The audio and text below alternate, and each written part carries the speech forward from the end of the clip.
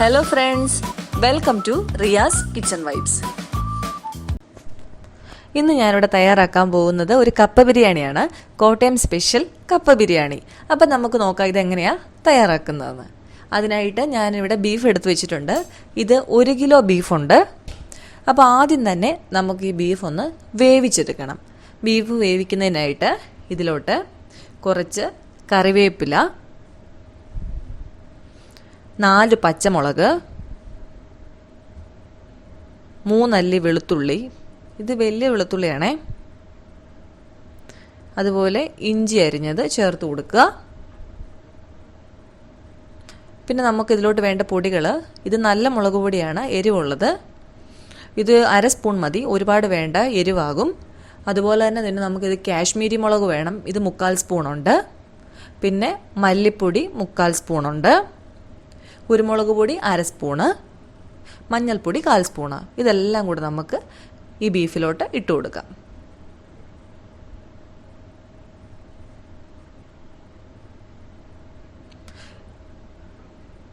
ആവശ്യത്തിനുള്ള ഉപ്പ് കൂടി ചേർത്ത് കൊടുക്കാം.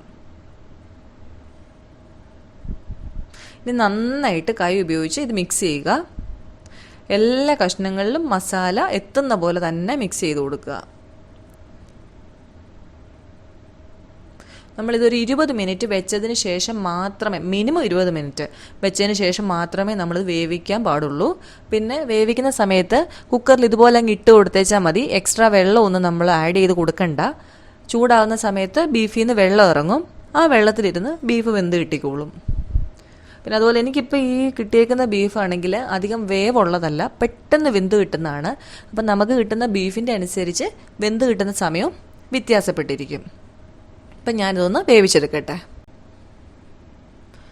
ഇനി നമുക്ക് ഈ കപ്പയൊന്ന് വേവിച്ചെടുക്കണം. ഇതൊരു 1.25 കിലോ കപ്പയുണ്ട്. ഞാനിത് ചെറുതായിട്ട് അരിഞ്ഞ് കഴുകി വൃത്തിയാക്കി കൊണ്ടുവന്നിരിക്കുകയാണ്. ഇത് നികക്ക വെള്ളം ഒഴിച്ചിട്ട് വേണം വേവിക്കാൻ വെക്കാനായിട്ട്.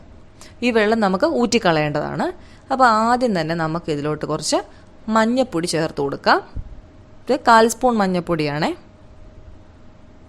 നന്നായിട്ട് ഇളക്കി കൊടുക്കുക. ഈ കൂട്ടത്തിൽ ഉപ്പിട്ട് കൊടുക്കരുത്. കാരണം വെച്ചാൽ ഇപ്പോൾ ഉപ്പിട്ട് കൊടുത്താൽ ഈ കപ്പ വേവാൻ ഒരുപാട് സമയം എടുക്കും. ഉപ്പിടേണ്ടത് എപ്പോഴാണെന്ന് വെച്ചാൽ നമ്മൾ ഈ കുറച്ച് കഴിഞ്ഞ് കപ്പ തിളച്ച് ഒരു 1/4 ഭാഗം വേവാകുന്ന സമയത്ത് ഇതിലോട്ട് ഉപ്പിട്ട് കൊടുക്കാം. അതിനുശേഷം കപ്പയിൽ നിന്ന് വെള്ളം ഊറ്റിക്കളഞ്ഞ് കപ്പ വാല വെക്കണം. എന്നിട്ട് കപ്പ ഉടച്ച് വെക്കണം. ഉടയ്ക്കേണ്ടവർക്ക് ഉടച്ച് വെക്കാം. ഇനി കഷ്ണങ്ങളായിട്ടാണ് ബിരിയാണി കിടക്കേണ്ടവർക്ക് അങ്ങനെ തന്നെ ഇടാം. അതൊക്കെ ഇഷ്ടം അനുസരിച്ച് ചെയ്യാം. പക്ഷേ ഉപ്പിപ്പം ചേർത്ത് കൊടുക്കണ്ട. അതൊരു 1/4 വേവായതിനു ശേഷം മാത്രം ചേർത്ത് കൊടുക്കാം.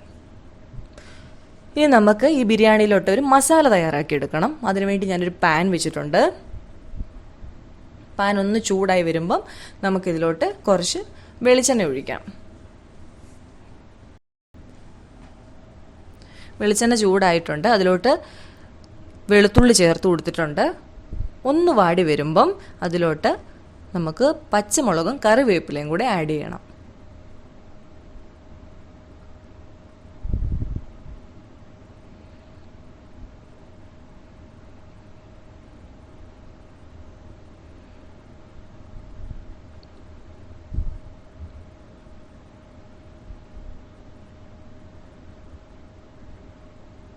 ഇനി ഇഞ്ചി ചേർത്ത് കൊടുക്കാം.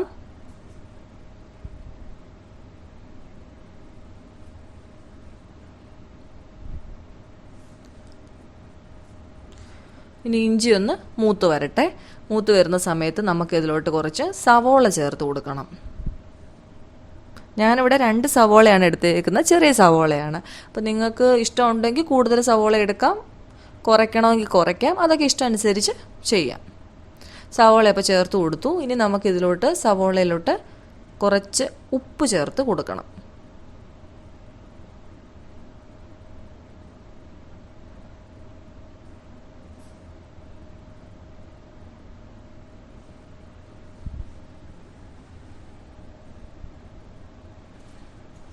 ഈ സവോള ഒന്ന് വഴണ്ട് കിട്ടണം. എന്നുവെച്ചാൽ ഒരുപാട് അങ്ങ് ബ്രൗൺ കളറൊന്നും ആവുമൊന്നും വേണ്ട, പക്ഷെ അത്യാവശ്യം ഒന്ന് വഴണ്ട് കിട്ടണം.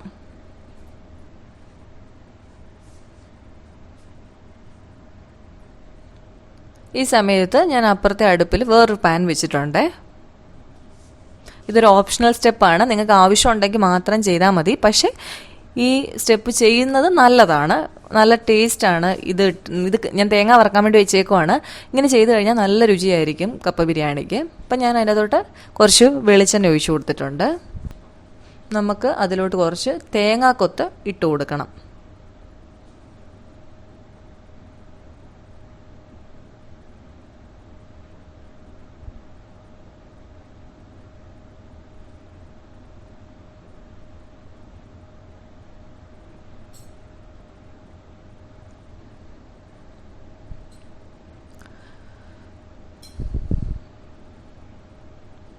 ഇപ്പോൾ സവോള വഴണ്ട് വരുന്നുണ്ട്. അപ്പോൾ ഈ രണ്ടടുപ്പയിലായിട്ട് ഇങ്ങനെ വെച്ചേക്കുമ്പം എക്സ്പീരിയൻസ് ഇല്ലാത്തവരാ ചെയ്യുന്നതെങ്കിൽ സൂക്ഷിച്ച് വേണം, രണ്ടും കരിഞ്ഞു പോവല്ല. ഇപ്പം നമ്മുടെ തേങ്ങാക്കൊത്തൊക്കെ ഏകദേശം മൂത്ത് വന്നിട്ടുണ്ട്. നമുക്ക് അടുപ്പത്തുനിന്ന് അത് മാറ്റാനുള്ള സമയമായിട്ടുണ്ട്. എക്സ്പീരിയൻസ് ഇല്ലാത്തവരാണെങ്കിൽ ഒന്നുകിൽ തേങ്ങാക്കൊത്ത് ആദ്യം വറക്കുക, അല്ലെങ്കിൽ അവസാനം വറക്കുക. ഞാൻ വീണ്ടും ആ പാൻ തന്നെ വെച്ചിട്ടുണ്ട്. അതിൽ മുമ്പത്തെ വറുത്തതിൻ്റെ ബാക്കി എണ്ണയുണ്ട്. നമുക്കിനി അതിലോട്ട് തേങ്ങാപ്പീര ഒന്ന് വറുത്തെടുക്കണം. ഇതും ഓപ്ഷണൽ സ്റ്റെപ്പാണ്, താല്പര്യം ഉണ്ടെങ്കിൽ ചെയ്താൽ മതി.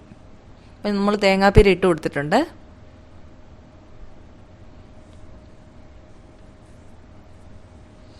സവോള ശ്രദ്ധിച്ചോണം, സവോള വഴണ്ട് വരുന്നുണ്ട്.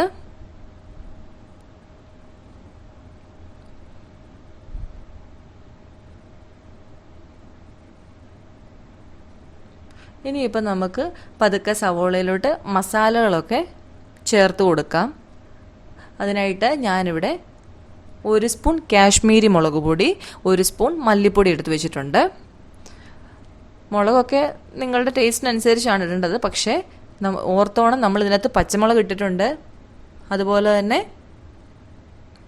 നമ്മൾ ബീഫ് വേവിച്ച സമയത്തും നമ്മൾ മുളക് ഇട്ടിട്ടുണ്ട്, മുളക് പൊടി ആഡ് ചെയ്തിട്ടുണ്ട്. അതൊക്കെ ആലോചിച്ച് വേണം ഇതിലോട്ട് നമ്മൾ എരിവൊക്കെ ആഡ് ചെയ്യാനായിട്ട്. ഈ സമയത്ത് നമുക്കിനി ഇതിലോട്ട് മുളക് പൊടിയും മല്ലിപ്പൊടിയും ആഡ് ചെയ്ത് കൊടുക്കാം. അതുപോലെ തന്നെ ഉപ്പിൻ്റെ കാര്യം കൂടി ഇപ്പോൾ പറയുകയാണെ, നമ്മൾ ഈ മസാലയിൽ ഉപ്പ് കൊടുക്കുമ്പോഴും സൂക്ഷിച്ച് വേണം. കാരണം നമ്മൾ കപ്പ വേവിച്ചപ്പോഴും ഉപ്പിട്ടിട്ടുണ്ട്, അതുപോലെ തന്നെ ബീഫ് വേവിച്ചപ്പോഴും ഉപ്പിട്ടിട്ടുണ്ട്. അതുകൂടെ മനസ്സിൽ വെച്ച് വേണം ഉപ്പൊക്കെ ആഡ് ചെയ്യാനായിട്ട്. നമ്മൾ പൊടികൾ ആഡ് ചെയ്തിട്ടുണ്ട്, അത് നന്നായിട്ട് ഒന്ന് ഇളക്കി കൊടുക്കുക.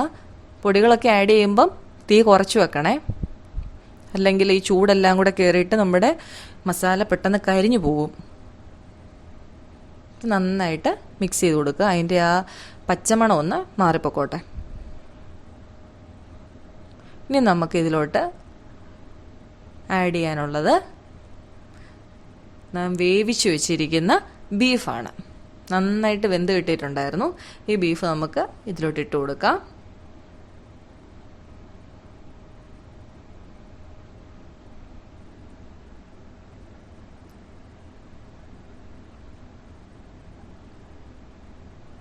നന്നായിട്ട് മിക്സ് ചെയ്ത് കൊടുക്കുക.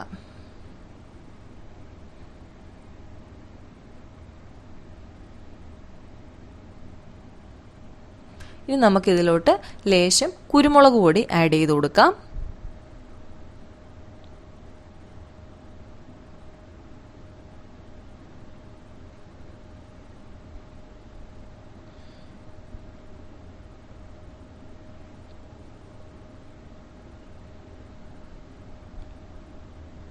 ഇനി ഞാനിതിലോട്ട് ബീഫിൻ്റെ കുറച്ച് സ്റ്റോക്ക് ആഡ് ചെയ്യുവാണ്. ബീഫ് വേവിച്ചപ്പോൾ നമുക്ക് ഇതിൽ നിന്ന് കിട്ടിയ വെള്ളമാണ്. അപ്പം എല്ലാ ബീഫിൽ നിന്നും ഇതുപോലെ സ്റ്റോക്ക് കിട്ടിയെന്ന് വരത്തില്ല. അങ്ങനെയാണെങ്കിൽ നിങ്ങൾ ഈ സമയത്ത് ചൂടുവെള്ളം ചേർത്ത് കൊടുക്കണം കേട്ടോ. അപ്പോൾ അപ്പുറത്തെ പാനിൽ നമ്മുടെ തേങ്ങ മൂത്ത് വരുന്നുണ്ട്.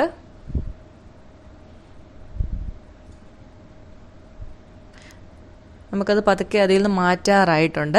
പിന്നെ ഒരു കാര്യം, ആ പാനിൽ തന്നെ തേങ്ങ വെച്ചിരിക്കുകയാണെങ്കിൽ ഇടയ്ക്കൊന്ന് ഇളക്കി കൊടുക്കണം. ആ ചൂടിലിരുന്ന് കൂടുതൽ മൂത്ത് പോവരുത്. അല്ലെങ്കിൽ വേറൊരു പ്ലേറ്റിലോട്ട് മാറ്റി വെച്ചാലും മതി.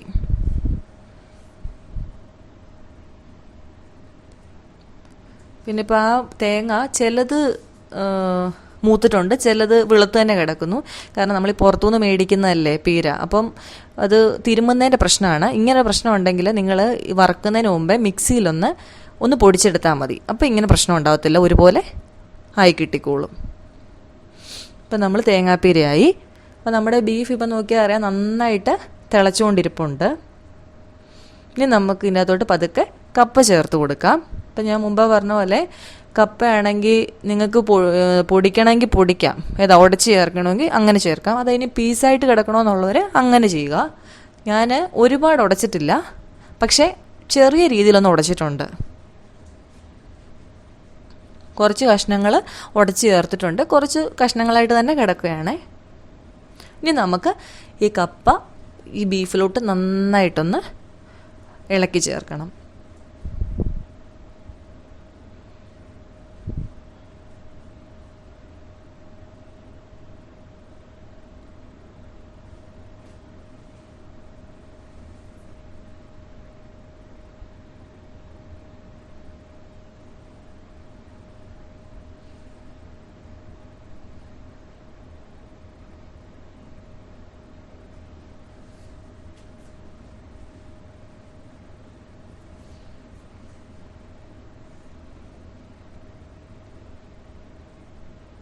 ഇപ്പോൾ നമ്മളുടെ കപ്പയും ബീഫും എല്ലാം കൂടെ നന്നായിട്ട് യോജിച്ച് കിട്ടിയിട്ടുണ്ട്.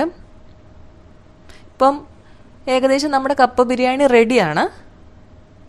ഇപ്പം നമുക്ക് ഉപ്പൊക്കെ നോക്കാം, എരിവ് നോക്കാം, അതൊക്കെ ചെയ്യാം. ഇനി ഞാൻ ചെയ്യാൻ പോകുന്നത് ഓപ്ഷണൽ സ്റ്റെപ്പാണ്, വേണമെങ്കിൽ ചെയ്താൽ മതി.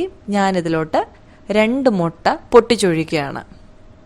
ഇത് ടേസ്റ്റി ആയിട്ടുള്ള ഒരു സംഭവമാണ്. ഇത് ചെയ്യുമ്പോഴത്തേക്ക് കപ്പ ബിരിയാണിക്ക് നല്ല ടേസ്റ്റാണ്.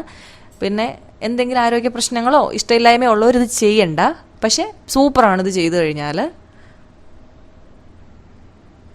മുട്ട ചേർക്കുന്നുണ്ടെങ്കിൽ ഇങ്ങനെ തന്നെ പൊട്ടിച്ചൊഴിക്കണം, അല്ലാതെ ചിക്കിയൊന്നും ഇടരുത്, ഇങ്ങനെ തന്നെ ചെയ്തണം.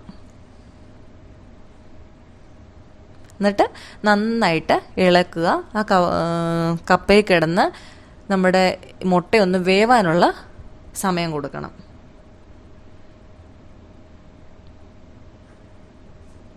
ഇപ്പം കണ്ടോ, മുട്ടയൊക്കെ നന്നായിട്ട് യോജിച്ചിട്ടുണ്ട്.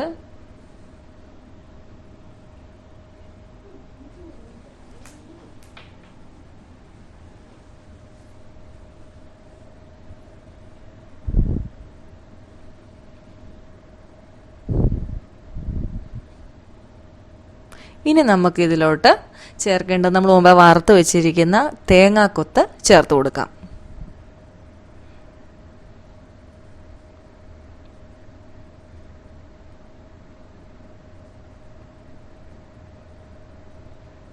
ഇനി തേങ്ങാപ്പീരയും ചേർത്ത് കൊടുക്കാം.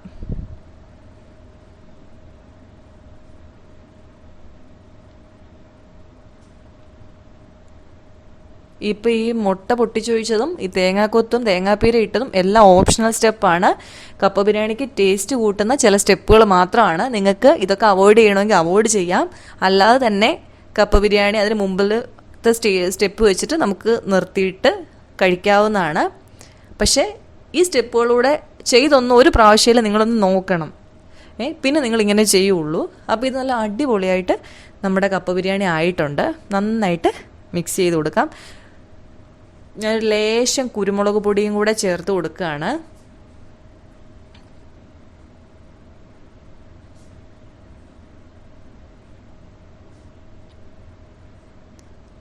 ഇതിൽ പലരും ചെയ്യുന്ന കണ്ടിട്ടുണ്ട്. ഈ സമയത്ത് കടുക് പൊട്ടിച്ചൊഴിക്കാറുണ്ട്. വെളിച്ചെണ്ണയിലോട്ട് കടുക് പൊട്ടിച്ചിട്ട് ഇതിലേക്ക് ഒഴിച്ചു കൊടുക്കുന്ന കണ്ടിട്ടുണ്ട്. നിങ്ങൾക്ക് ഇഷ്ടമുണ്ടെങ്കിൽ ചെയ്യാം, ഞാനങ്ങനെ ചെയ്യുന്നില്ല. ഇപ്പം ഞാൻ അതിലോട്ട് കുറച്ച് സവോള ഇട്ട് കൊടുത്തിട്ടുണ്ട്.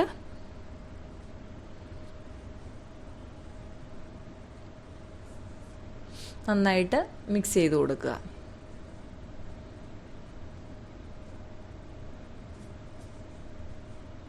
ഇനി ഞാനിത് ഒരു പ്ലേറ്റിലോട്ട് സെർവ് ചെയ്ത് അതും കൂടെ ഒന്ന് കാണിച്ചു തരാം എങ്ങനെയാണിത് ചെയ്യേണ്ടതെന്ന്. ഞാൻ അതിനു വേണ്ടിയിട്ട് ഒരു പ്ലേറ്റിൽ ബിരിയാണി വെച്ചിട്ട് അതിൻ്റെ മുകളിൽ കുറച്ച് സവോള വിതറിയിട്ടുണ്ട്. ഇതിൻ്റെ കൂടെ ഞാൻ ഒരു മുട്ട പുഴുങ്ങി വെച്ചിട്ടുണ്ട്. ഞാനിതൊരിക്കലൊരു ഹോട്ടലിൽ നിന്ന് കഴിച്ചതാണ്. ഈ മുട്ട പുഴുങ്ങി ഇങ്ങനെ വെച്ച് തന്നവർ ഞാൻ മുട്ട പുഴുങ്ങിയത് കഴിക്കാൻ ഇഷ്ടമുള്ള ഒരാളല്ല, പക്ഷേ ഈ കപ്പ ബിരിയാണിയോടെ കഴിച്ചപ്പം സൂപ്പറായിട്ട് എനിക്ക് തോന്നി. അപ്പം നിങ്ങളെല്ലാവരും ഇതുപോലെ ഒന്ന് ട്രൈ ചെയ്ത് നോക്കുക, എല്ലാവർക്കും ഇഷ്ടപ്പെടും. അപ്പോൾ ഇന്നത്തെ റെസിപ്പി എല്ലാവർക്കും ഇഷ്ടമായെന്ന് വിചാരിക്കുന്നു. ഇഷ്ടമായെങ്കിൽ ലൈക്ക് ചെയ്യുക, കമൻറ്റ് ചെയ്യുക, ഷെയർ ചെയ്യുക. പിന്നെ നമ്മളുടെ ചാനൽ ആരെങ്കിലും സബ്സ്ക്രൈബ് ചെയ്തിട്ടില്ലെങ്കിൽ പ്ലീസ് സബ്സ്ക്രൈബ്. ഇനി ഒരു അടിപൊളി ഡിഷുമായിട്ട് നമുക്ക് കാണാം. Thanks for watching.